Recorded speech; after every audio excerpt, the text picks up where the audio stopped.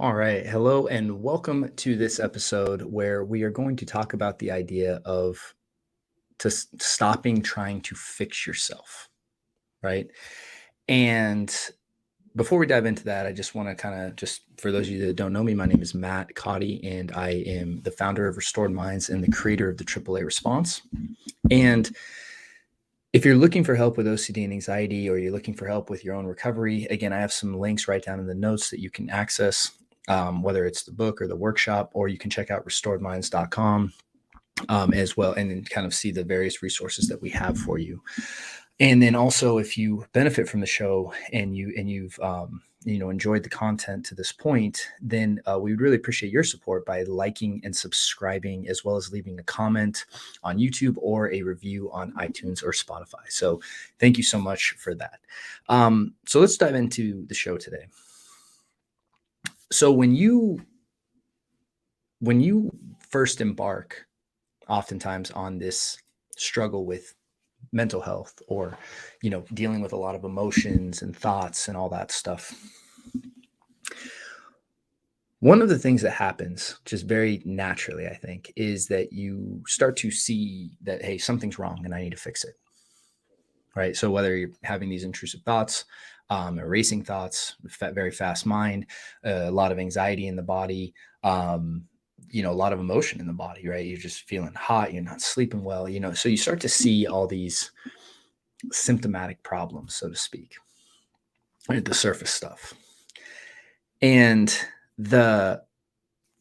it just makes sense to, then you go to the doctor, and then, usually it gets confirmed. You oftentimes will get some kind of diagnosis, kind of thrown on you. It could be anything from general anxiety to social anxiety to phobias to OCD to panic attacks, depression, and so these labels get slapped on you. And then all of a sudden, you're seeing that this is the problem and I need to overcome this problem.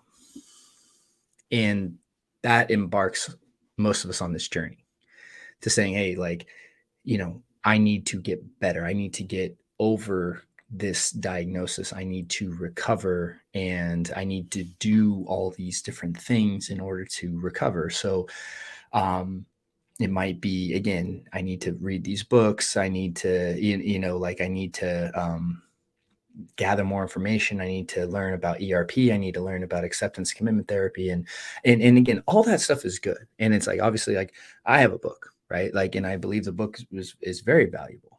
Right. And I have, programs and all that stuff. The programs and all that stuff is not a problem. Nothing wrong with any of that stuff. But at the central message of it is this idea that you're not broken, right? You don't need to be fixed. You're a human. And in some cases, maybe your nervous system is really wound up because there's a lot of emotion in it. And you have the natural capacity to heal, right? It's just the same way as if you cut your finger, you don't look at it like I'm broken now, right? It's there's a healing process that needs to take place, not a recovery that I need to force into place. There's a natural healing that needs to take place. And for me, I believe in a very I believe in the principle of healing. And what I mean by that is I believe it's a natural process that everyone has the capacity to obtain. And what happens is actually, because we start getting in this mentality of I need to fix myself, what that usually means for most people is I need to get rid of the things that I don't like, and then I'll be okay. And the paradox is the more and more you try to do that, the more you actually prevent the healing process. And this is where, I think it gets so people get lost in the weeds, right, so to speak. It's just that there's so much effort and energy put into this idea of I need to recover and I need to fix myself, which reinforces this underlying belief that you're broken and something's wrong with you. When really, if you really look at what ERP is, and you really look what acceptance commitment therapy is, and these frameworks that are really kind of at the cornerstone, even the AAA response, right? Like what I teach in my book. When you look at them, what are they really saying, right? What are they like? If you really just strip away all the academic jargon that everyone throws on it to try to make it sound, so cool for the textbooks and the journals and all that stuff. All we're saying is this, right? When you really break down ERP, it's this: hey, expose yourself to a fear, right? Something that triggers up your nervous system. And then don't do any of the compulsions that you normally do that make you feel safe. And what happens is your nervous system will learn that you're not really in danger. That's all. And with acceptance and commitment therapy, it's, hey, instead of trying to get rid of the anxiety, like, why don't you just allow it to kind of surface and run its course and commit to just living by your values that you really, that are important in your life. In many ways, instead of seeing anxiety as this indication that you are broken, right? Why don't we try just feeling the feeling in your body? Instead of seeing these intrusive thoughts as a sign that you're this terrible, terrible person, just allow them to kind of do what they're doing, right? Like, we're really not talking about, like, if you really look at a lot of the frameworks that a lot of people have success with, even with the AAA response with, agree, allow, attack. When you really look at these frameworks, all they're really telling you is, hey, you're not broken. Like, you're not broken. I know you might feel that way. And I know these, if you've never had anxiety and stuff before, it's like, it's very disruptive and very disturbing, sometimes very scary, right? I know you feel afraid and all of that. But what none of them validate is the idea that for some reason you're broken. Therefore, there's nothing to fix. And I know there's a nuance to this, right? Because it's like, I'm not telling you to just ignore everything and just suppress it or anything like that. No, that's absolutely not what I'm saying. But what I'm saying is, if you are operating from the idea that you're broken, that you need to be fixed, what's going to happen is you're going to actually engage in a bunch of safety behaviors and compulsions that are going to keep you stuck, because you're going to wake up in the morning and say, are the intrusive thoughts there? Oh my gosh, how do I feel today? Do I feel anxious? And you're always going to be scanning and scanning and scanning. And that in and of itself is validating that the feelings and the thoughts are dangerous. So when you stop seeing yourself as someone that needs to be fixed, instead of seeing yourself as, hey, I'm a work in progress and I'm in the process of healing. And what that means is, like, my nervous system knows how to get back to homeostasis. My nervous system knows how to get back to green. And when I'm in green, you're just yourself, right? You're safe enough to interact, do your work, be with your loved ones, all that stuff. And we've gotten so caught up, I think, from a grander picture of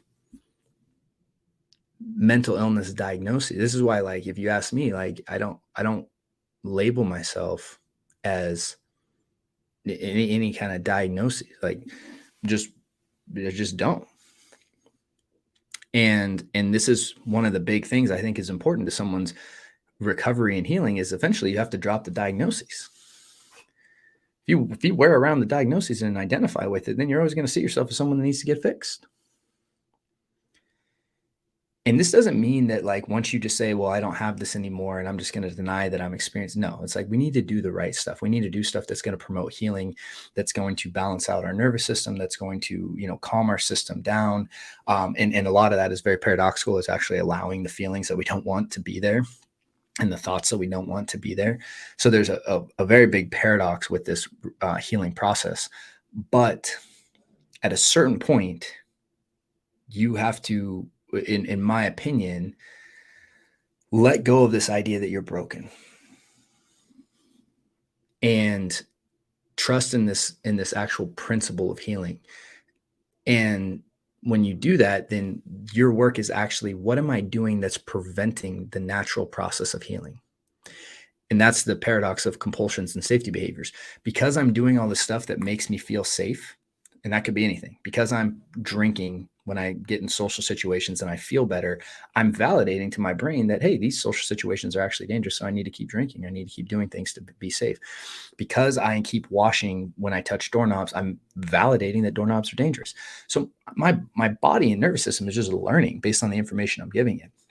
And a lot of what we're doing here in this recovery process is actually teaching you that you're already safe, teaching your system and your brain that you're already safe. You can actually operate from trust as opposed to fear. Like, and it's safe enough to do that. So, and if that's true, you can stop seeing yourself as someone that needs to be fixed and realize that there's just this natural healing process that you need to go through. Just the same way as if you cut your finger, right? If you cut your finger, you don't throw these like, I have like, an open skin disease now, right? It's like, no. It's like you don't throw these labels on it. You trust in the natural healing. In fact, what generally we do is we don't do anything and our finger naturally heals itself. Right? Like that process is very natural. When you pick the scab and stuff like that, you actually are getting in the way of the healing process.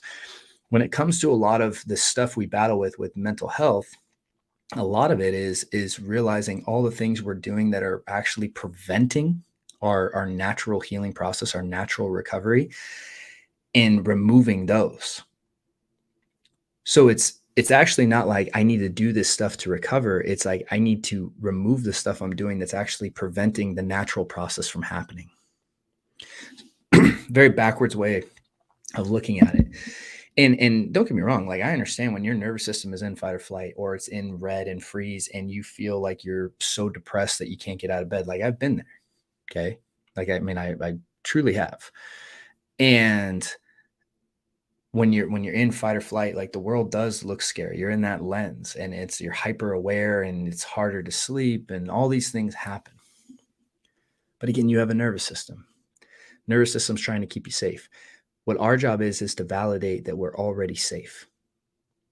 And anything we're doing that's validating that there are really these real things that we need to address, whether it's the intrusive thoughts or the feelings or the external triggers and all that stuff, it's keeping your nervous system active. So the message of today is simple. It's just one of the big things we need to do is start realizing, like, even though I don't feel it right now, like I am healthy. Like my natural state is recovered. That's like where my body naturally moves to, is to homeostasis.